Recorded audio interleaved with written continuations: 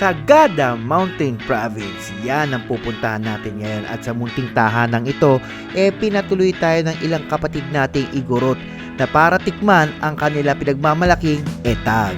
At syempre, di tayo magpapahuli dyan, diba? Kaya naman, tara, samahan nyo kung alamin ang paggawa nito at syempre di tayo magpapalagpas dahil gusto kong makatikim ng authentic na etag at pinikpikan. Kaya ano pang inaantay nyo? Tara, samahan nyo ko.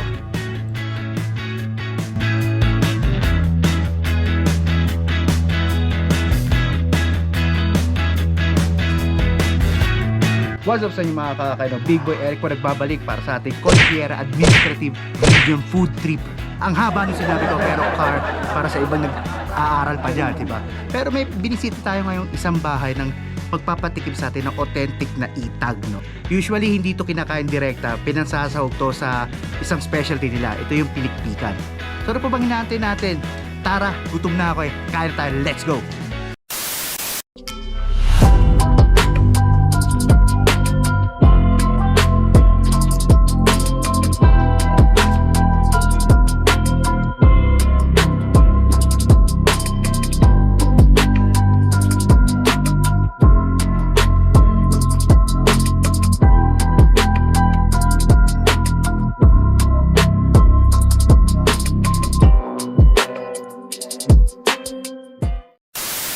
Ito mga kakakay, ito yung first time ko makakatikim ng etag talaga. No?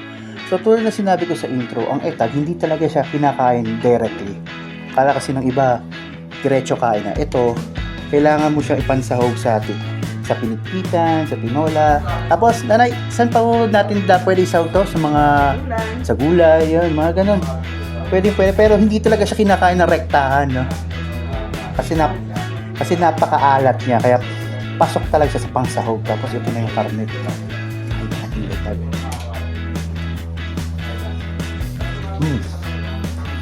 Grabe yung lambot. Mamula-mula pa yung loob mga kakay. Pasado. Kasi yung sabaw niya, masarap to. Kasi kanina nakita nyo, tumikim na ako. May native na manok tayong nilagay doon at sarap siya. Speechless. Napuputo na sinasabi ko mga kakay. First time kong umakyat dito sa Sagada, nakakain kagad ako ng legit na itag at pinikpikan, di ba? Sarap talaga. Panalo. Walang walang condiments to, walang patis, walang asin, walang magic sarap, walang MSG, literal. Yung mga ganito na yung pwedeng kainin eh. Sa atin kasi sa Manila, puro preservatives. Ito, pinakonsarap.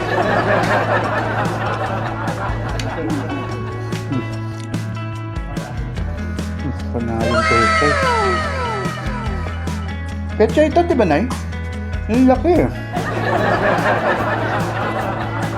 Diba? Pechay talaga.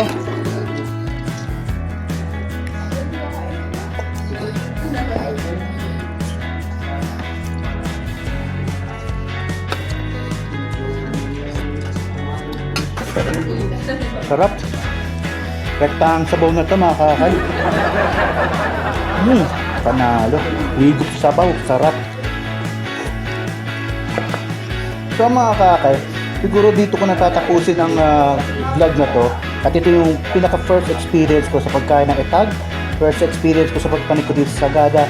At sana nagustuhan nyo. At kung nagustuhan nyo, please, i-follow nyo rin ang Akay Luzon sa kanilang Facebook page, YouTube, TikTok at kahit sa social media. At syempre, yung YouTube channel natin, Big Boy Eric. Paki-like and share nyo na rin to para naman sa mga susunod na tayo natin. Mag-enjoy pa tayo. So again, Big Boy Eric po ito nagsasabing stay safe, stay inspired, keep motivated, and keep confident. Have a wonderful day mga kakay. Bye-bye! Oh, umakit na siya sa gubat ng ewan.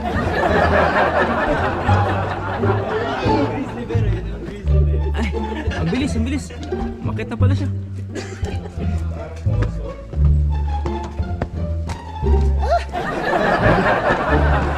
Yun ang literal na mountain crawl sa